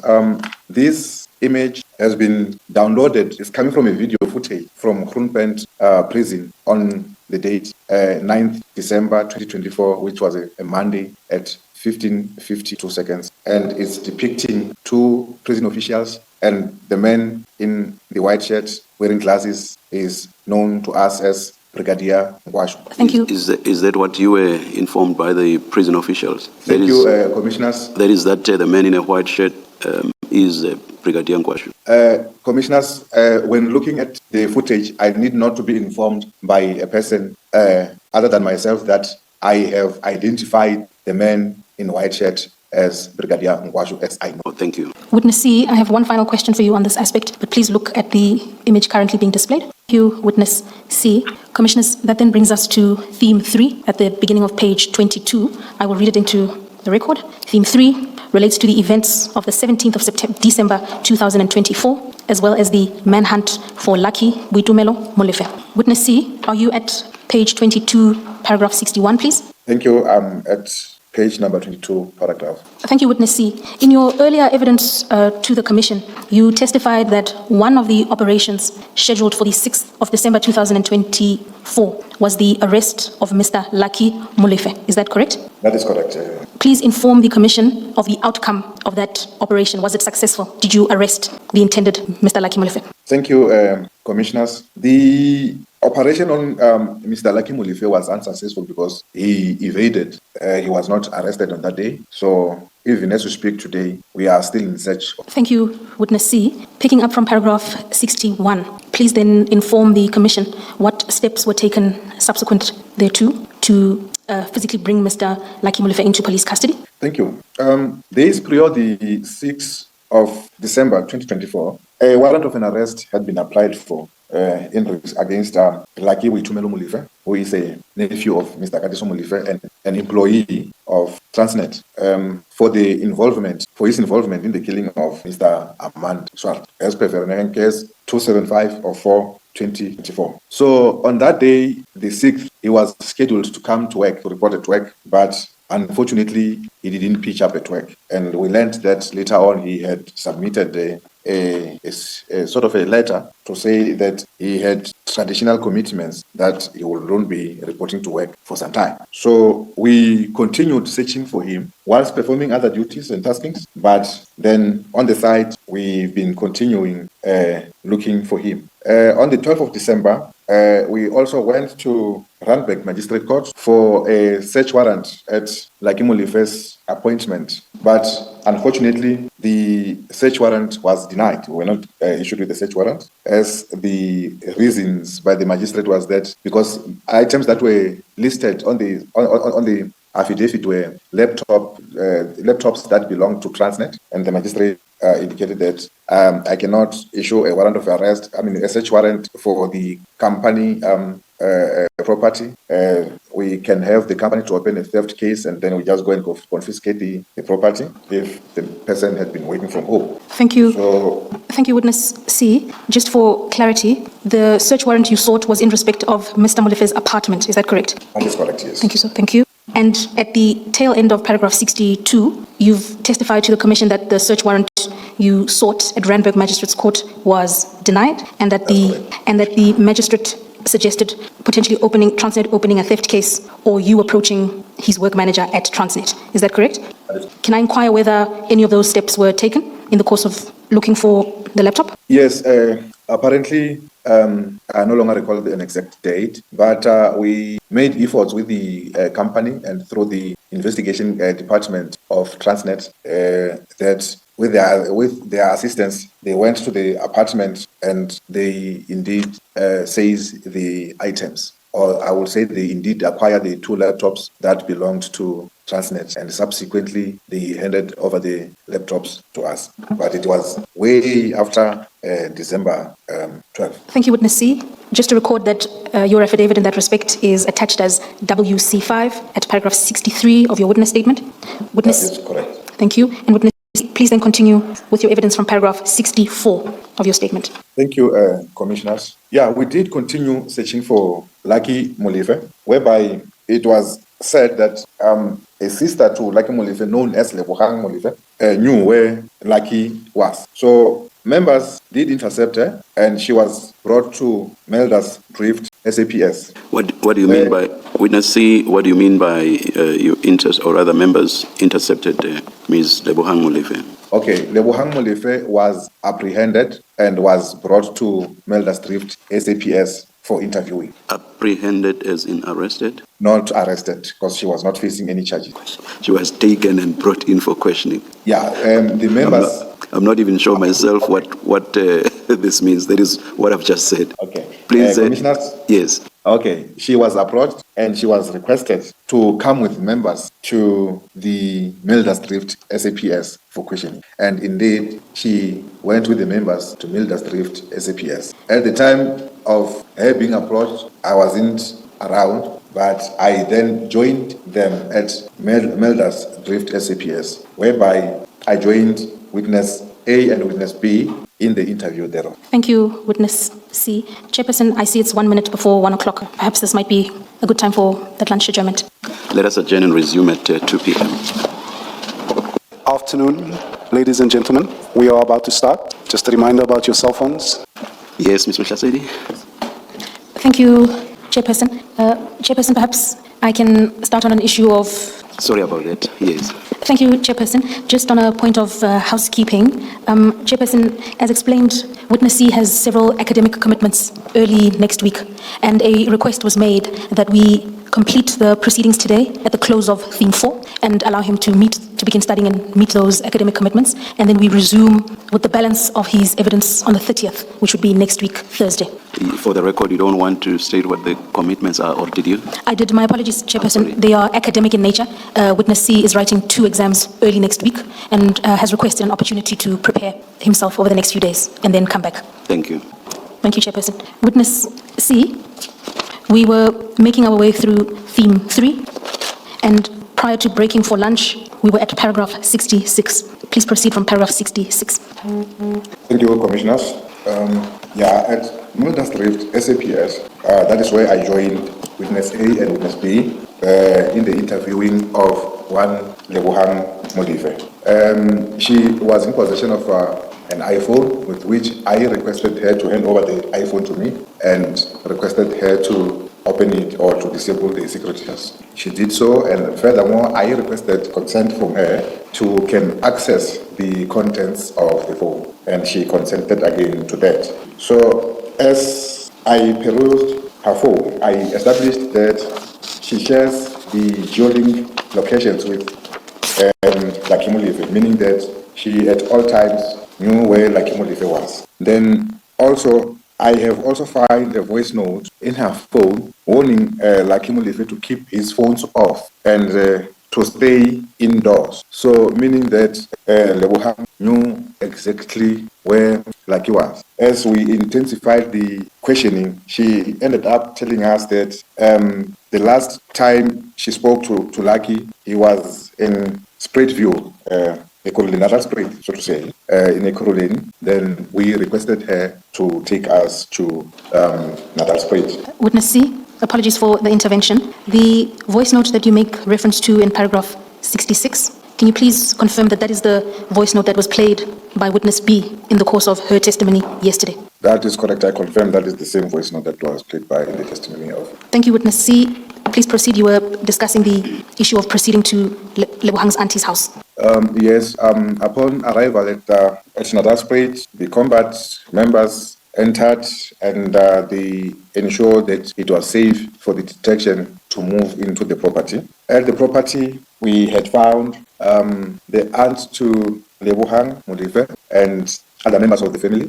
Amongst the members of the family was one male who became known to me as Phumulo Moloi. And on that day, on the 17th of December, it was raining heavily so, and due to the fact that there was not enough space and or room in that house, we had to go to Natal Spruit SAPS with Mr. Phumulo Moloi. Where upon arrival at the police station, we requested an office, and we were afforded an office and a space to can interview Phumulo Moloi. As we interviewed Phumulo, he indicated that he hasn't seen Lucky Mulife for a while, but he learned from his friends that Lucky Mulife was seen driving around Credit section in Natal Spruit in a white A4. So after 4 weeks, and she would like to take us to Fundiswa's house. In this, commissioners, Ms. Mhlasedi, sorry, Witness C. Witness C pronounced the surname the way it should be,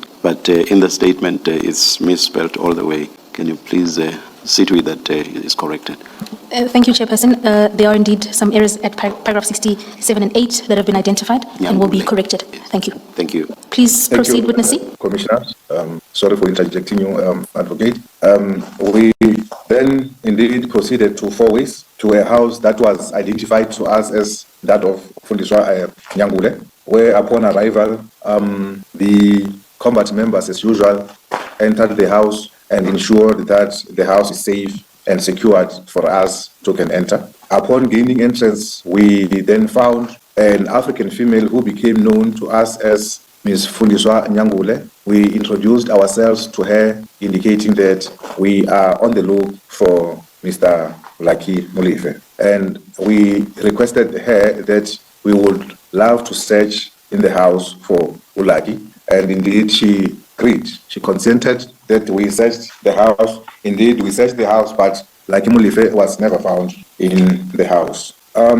We also informed Ms. Nyangule that in one of the voice notes that we found from the iPhone of Lebohang, cell phone was from her, indicating that she must, Lebohang must inform Lucky to stay indoors and not to move around. So she was also informed that facilitating the evasion of arrest of a suspect amounts to a criminal offense. She then indicated that the last known place that Lucky was, it was at Standard 10 to a family relative. And she indicated that she is not well familiar with the place, but Lebohang will be the best person to can point out the said address. Well, after that, we then headed to Standard 10 along with Lebohang and Ms. Nyangule, where upon arrival at a house in Standard 10 Sakile area, the combat members gained entrance into the property, and when they have secured the property, we went in and searched for Mr. Lucky Molefe, and unfortunately, Lucky Molefe was not found, and there was nobody in that house. I noticed that the house was fitted with CCTV cameras. Therefore, we located the DVR, and we seized that DVR, whereby upon seizing the DVR, our forensic experts did the photographing of the whole house and of the packaging of the DVR in question. We then proceeded to Sakile SAPS, whereby an OB entry was made pertaining the search that was conducted at Sakile house and the issue pertaining the seizing of the DVR. Then we to Gauteng. Thank you. Witness C, while you're still working your way through paragraph 68, are you in a position to inform the Commission about the outcome of the seized DVR that was obtained at the property in Standerton? At the moment, I can say under corrections that we haven't been afforded an opportunity to look into the contents of the DVR. Thank you, Witness C. After reporting to the Sakile SAPS, please then advise the Commission on the balance of the events of that day. Okay, after reporting at Sakile SAPS, the forensic experts booked in and out the DVR, though I do not have the SAP 13 number at hand, and we then drove back to Gauteng, where upon arrival in Gauteng, Lebohang Molefe and Fundiswa Nyangule were then taken back to their respective homes. Thank you, Witness C. With reference to paragraph 69 of your witness statement, do you confirm that an active manhunt, an active search still ensues for Mr. Lucky Molefe till today?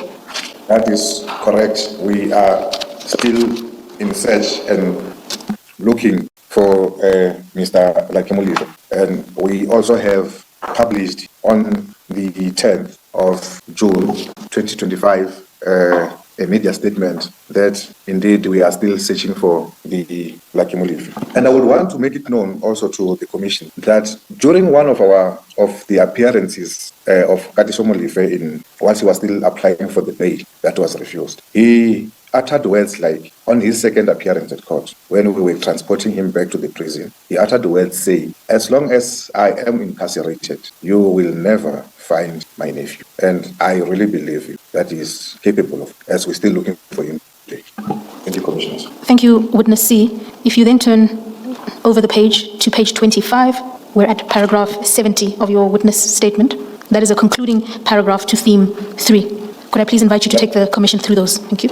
That is correct, Commissioners. After we took the two, Ms. Lebohang Molefe and Ms. Fondiswa Nyangule, to their respective homes, we later learned that there were cases opened against our team, cases for kidnapping, to say that we have kidnapped them and they were tortured. And as per our own investigations, we have found, the first part is that we know that the kidnapping part is correctly wrong. It's very wrong to say that they were kidnapped, as they were asked to accompany. They were never forced to accompany us. And if one is kidnapped, one cannot kidnap a person and then after kidnapping that person, return the same person home. And that person goes also to the police station, make an OB entry to make it known that I am with this and that, and the reason for me to be with this and that is for investigation purposes. So I would say that the kidnapping is very untrue, and I think they were maybe told to do so by somebody who have an intention to stall our investigation and to prevent us from getting to Lucky Molefe. Thank you, Witness C. Thank you. Witness C, we will then proceed to theme 4, which is on page 25. I will read the title into the record. Theme 4 relates to the 18th and 19th December operation at CAT VIP Security. Witness C, with reference to paragraph 71, please detail to the Commission what necessitated the inspection that took place that day. Thank you, Commissioners. If I can take the Commission or the Commissioners back to the date of 6 December when a search was conducted at the residence of Vusimuzi Matlala, we had found 4 firearms which belonged to CAT VIP Security Services, and there were irregularities on the permits issued. So this called for us to request a designated firearms officer to conduct compliance inspection at the company CAT VIP Security Services. Indeed, on the 18th of December, we went to CAT VIP Security Services in Main Lane with our forensic experts and the DFO, which is designated firearms officer, to conduct the compliance inspection. This date of the 18th, it was a date that was agreed upon with the DFO and the what we call a responsible person for CAT VIP Security Services, because this was an announced compliance inspection. So upon our arrival at the offices of CAT VIP Security Services, a person known as Mr. Mawetu Sankobe, who is a responsible person for the firearms, as nominated or as appointed by the company, was not found. Inquiries were made and phone calls were made between the DFO and Mr. Sankobe, whereby they reached an agreement that Mr. Sankobe was out of the province and he would be glad if we could return on the 19th of December 2024, which was the following day. Commissioners? Witness C, apologies for the intervention. Before we turn to the events of the next day, could you please explain to the Commission what a responsible person is and what their duties entail, and then identify who the responsible person is for the firearms at CAT VIP Security? Thank you, Commissioners. The responsible person, it will be the person appointed as per the Firearm Control Act by the company to be the person responsible for the safekeeping or safeguarding of the firearms that belongs to the said company. One of his responsibility as the responsible person is that he is the only person who should have access to the safe where the firearms are kept. That responsible person also is the person who on a daily basis, on a day-to-day operations of the company, will issue permits to the competent employees who are competent to carry the specific calibers of firearms. Thank you, Commissioners. Oh, and sorry, the responsible person that was appointed at that time was a person known as Mr. Mawetu Maxwell Sankobe, and the firearm logistics manager. Thank you. Thank you, Witness C. Please then pick up with your evidence from paragraph 74. Thank you, Commissioners. On the 19th of December 2024, we proceeded again to cut VIP security offices, whereby it was myself, the DFO, and the forensic expert. And we arrived at the offices around 10 o'clock in the morning on that day. Upon arrival at the offices, we were welcomed by Mr. Sankobe, Mr. Matlala, and the company's lawyer, who became known to us or to me as Mr. Shu. The DFO informed Mr. Matlala and Mr. Sankove and the lawyer the purpose of our visit. And then they agreed to say that, yes, we can go further with our purpose of our visit. And Mr. Matlala requested to be excused, as he doesn't form part of the compliance inspection, as he's not supposedly to be in possession of the books and or anything that has to do with the firearms logistics. During the course of our compliance inspection by the DFO, there were several irregularities that were observed by the DFO. One of the irregularity was the permits that were digitally signed or digitally pre-signed. In one of the registered, we have also found that the signature that is attached to one of the registers, that of for the permits, were for the previous firearms logistics manager. And now that signature was exactly the same signature that was attached to the permits held by the two guards that were found on the 6th at the house of Mr. Matlala, meaning that those firearms were illegally in their possession. Please proceed, Witness C. The DFO had questioned Mr. Sankobe pertaining those irregularities, and we could not get any satisfactory answer from Mr. Sankobe. And it was then indicated that the firearms, due to those irregularities, will be seized too. Furthermore, the DFO requested Mr. Sankobe to take us to the safe room. Then, at the safe room, indeed, Mr. Sankobe was in possession of the bundle of the keys. He then opened the safe room, and there were, if I remember well, there were 3 safes, rifle safes in that room. So he opened the safes, took out the firearms in the safes, and the DFO conducted the inspection of the firearms as per the list that he had printed from the firearms control system. And indeed, Mr. Sankobe could account for all the firearms that were as per the list of the firearm control system. Then, now, the DFOs had now asked Mr. Sankobe for the spare keys to the safe, because the keys must be exclusively in possession of the Mr. Sankobe, the responsible person. And he indicated that he was not in possession of the safe keys. The safe keys, the spare key was in possession of his employer, being Mr. Vusimuzi Matlala. According to the DFO, this was also another contravention of the Firearms Control Act, which required that the person responsible in terms of the act must maintain exclusive access to the firearms, ammunition, and also the protective equipment. So, based on that, those irregularities and the access to the firearms safe by Mr. Matlala, then the DFO indicated that we are to seize or to confiscate all the firearms that the company possess. Indeed, our photographer, the forensic expert, started packaging and photographing the firearms. Witness C, what is the role of the DFO, the designated firearms officer? The designated firearm officer, he is the one who conducts regular compliance inspections in terms of the Firearm Control Act, and he is in the field of the Firearm Control Act. And what was your role during the inspection? My role was that of observation, or should there need arise, as a detective, my role was to obtain statements as the DFO will see it fit. Thank you. Please proceed, Witness C. You were dealing with the second last sentence of paragraph 77. Thank you, Commissioners. Then now the DFO had indicated now that Mr. Matlala should bring the spare keys to the safe and the safe room. Attempts were made through his lawyer that Mr. Matlala should bring the spare keys.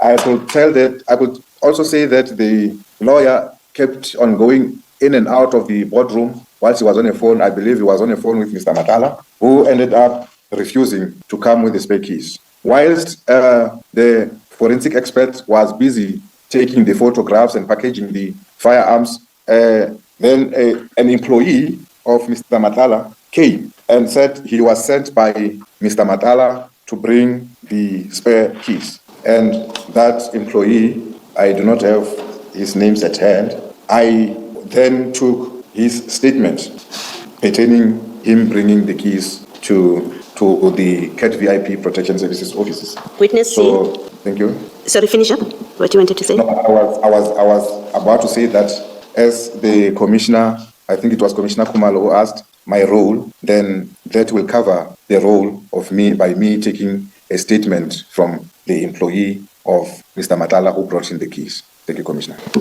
Do you know why the law states that only or requires that only the responsible person must maintain exclusive access to firearms held in a safe or string room?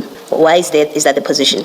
Thank you, Commissioners. Although this is not my expertise field, I believe that the law will require that because any other person that can have access to the firearms could do the West, might also take the firearms, go commit crime, and bring back the firearms undetected. So for a proper control of the movement of the firearms, indeed, only one person must have exclusive access to the firearms. I believe the DFO also might be the best candidate to can give reasons beyond that. Thank you, Commissioner. Thank you. Thank you, Witness C. With reference to paragraph 78, upon the seizing of the firearms in the strong room and upon obtaining the set of duplicate keys, please inform the Commission then what steps you took with reference to the completion of the compliance inspection. Thank you, Commissioners. After we have completed, or the DFO had completed the compliance inspection, we then proceeded to Brooklyn SAPS, as the offices are at main lane serviced by Brooklyn SAPS. And we booked the firearms as per Brooklyn SAPS 13 reference number 697 of 2024. And the rest was left with the DFO, who is the one responsible for taking the matter forward. Thank you. Has the inquiry been finalized? Do you know if the firearms have been returned to CAT security? Thank you, Commissioners. I know that the firearms were taken for ballistic testing and the firearms were indeed returned to CAT security, CAT VIP security services, as they were returned to Brooklyn SAPS with an instruction that they should be returned to the lawful owner. So I also learned that indeed the lawful owner, which is CAT VIP security services, went to Brooklyn SAPS and claimed the ownership of the firearms after producing the required documents. Thank you, Commissioner. When firearms such as these are taken for ballistic testing, what are the police looking for? You found them in a safe, they belong to a security company, they're properly licensed, you're satisfied with that. You take them to determine what? Thank you, Commissioner. I believe you asked a very right question. Commissioners, as I have stated previously there, that Mr. Vusimuzi Matlala had unlimited access to the safe and the firearms. One doesn't know as to whether the firearms have ever been used in any commission of the crime. And therefore, for us as police to determine if the firearm were ever used in any commission of a crime, they should be tested and the results thereof should be uploaded onto the AB system, with which it will make a search, it will conduct a search on the system to determine if there is any crime scene that is linked to any of the firearms. Thank you. And when the firearms are returned to the security company, as happened in this case, does it mean that they were not linked to, does it necessarily mean they were not linked to any crime? Thank you, Commissioner. When the firearms were returned to the police station, it means that the testing, the ballistic testing on the firearms was completed. It didn't mean that the ballistic analysis was completed. So at the given time, I can confidently say to the Commission that the system is still running, and should there be a hit, proper steps will be taken. Thank you. Thank you, Witness X. Witness C, sorry. Thank you. Thank you, Commissioner. Witness C, with reference to paragraph 79 and 80, please then inform the Commission about developments related to litigation brought by Mr. Matlala. Thank you, Commissioners. This is if. Commissioners, on the 17th of December, we have learned that Mr. Matlala had instituted an urgent court proceeding to the Pretoria High Court for the search that we have conducted at his house on the 6th of December 2024, whereby Mr. Matlala claimed that me and my commander, as the people who were conducting the searches, have stolen his Rolex watch and his wife's Katia watch, 5 firearms, 1 MacBook, and 2 iPhones. And he demanded that the aforesaid items were lawfully seized from him and they should be returned. And we had to engage our legal services in response to the urgent court proceedings that were instituted against us. Thank you, Witness C. Please confirm that the founding papers in Mr. Matlala's application are attached as WC7, attached as Annex to WC7. That is correct, Commissioners. Thank you. Witness C, picking up from paragraph 82, you detail steps taken in response to the application, the urgent application brought by Mr. Matlala. That is on the 23rd of December 2024. Major General Mbuso Khumalo, who is the Deputy Provincial Commissioner Gauteng, deposed an answering affidavit into the effect that into the proceedings that were leveled against us by Mr. Vusimuzi Matlala.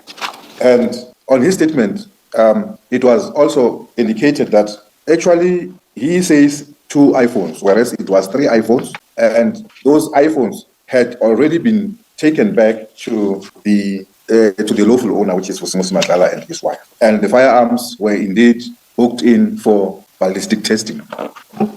Thank you, Witness C. In light of the answering affidavit that was deposed by General Mbuso Khumalo, what was the response of the SAPS in light of the allegation about the Rolex and Cartier watches, as well as the MacBook? Thank you, Commissioners. The issue pertaining the Rolex watch, it was that they were never seized, and the Cartier watch was never seized. When it comes to the MacBook, that is where now a bigger question came to say that as we were looking for anything that can afford us evidence in our investigations, why would one take a MacBook and never book it into the SAP-13, which could form an essential part of evidence, but take smaller items like cell phones, which affords you less evidence in the investigations?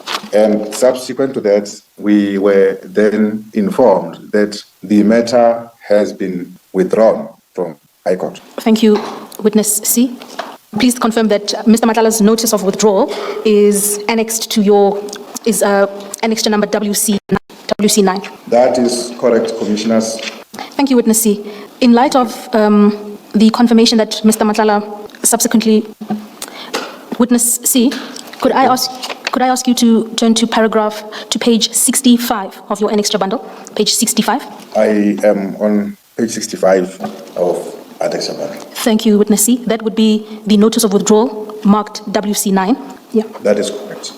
Please then inform the Commission of the date of that notice. The date stamp for the Registrar of the High Court of South Africa, Gauteng Division, Pretoria, is dated, the date stamp is dated 30 December 2024. Thank you. But the notice itself, it says Pretoria, 24 December 2024. Thank you, Witness C. And that was the date that we were supposed to be appearing at court.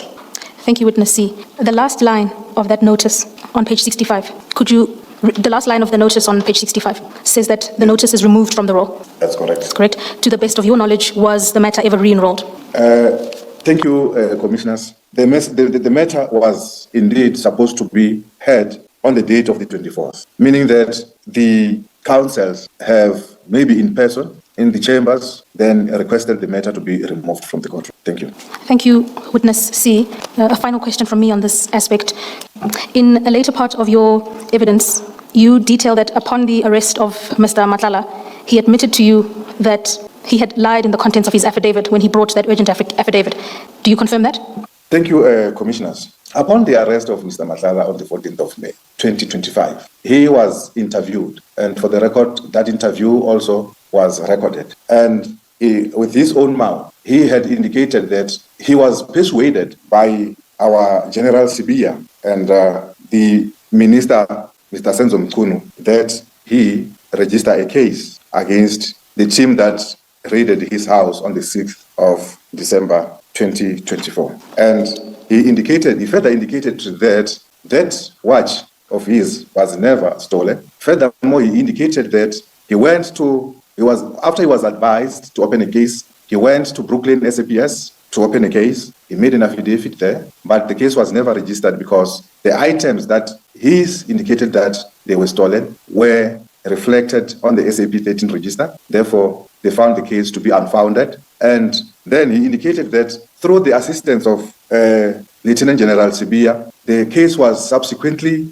opened at some station in Soweto, though I do not have the contents or the case number for that docket, Commissioners. And again, pertaining to the Rolex watch, Commissioners, upon us interviewing him, he indicated that for the same watch, he had realized that the likes of Minister Mkunu and Lieutenant General Sibiya and his team are using him to fight their own battles, and they are not assisting him in any way. So therefore, he proceeded to KZN and met with the former minister, Mr. Begitsele. And on that day, he said he was wearing the same Rolex watch, and he showed the former minister, Mr. Begitsele, the same watch to say that this is the watch that General Sibiya and his allies wants him to open cases against the police for.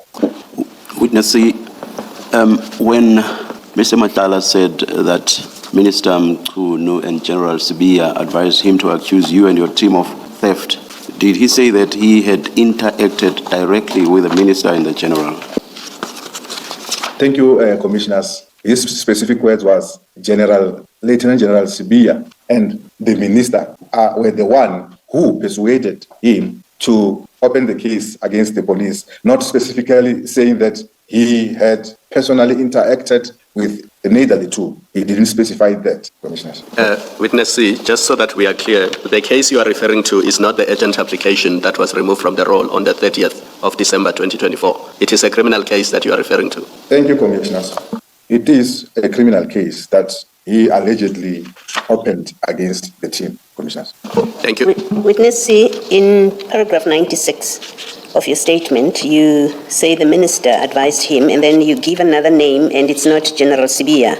And further on, where you discuss the same topic about him being advised to go and lie about members of the GCI ops that they have stolen his property, you don't mention in the statement itself General Sibiya. Can you explain that?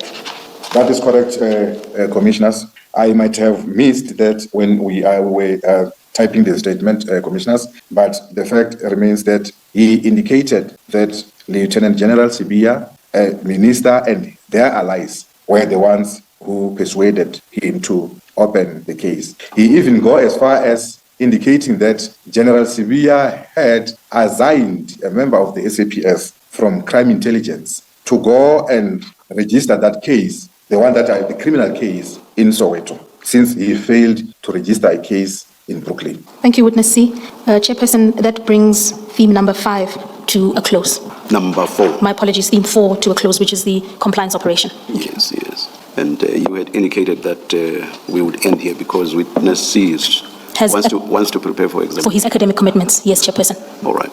Let's adjourn and resume at 9:30 on Monday. Let's adjourn. Thank you.